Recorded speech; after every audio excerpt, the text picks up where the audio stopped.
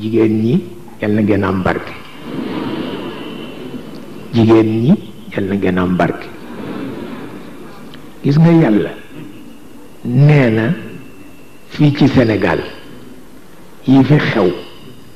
nee na bu ngeen ci taxawee ne dana ko saafara yépp wax na ko de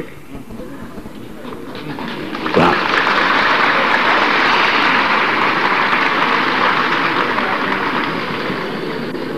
mani waxuma ni Maodo ko wax waxuma ni Serigne Touba ko wax waxuma ni yonent bee ko wax dama ni yàlla ci boppam nee na bu ngeen taxawee lu ngeen bëgg mu def ko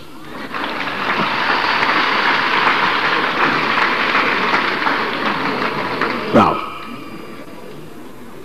kon nag mi ngi ci seen loxo waxuma leen ko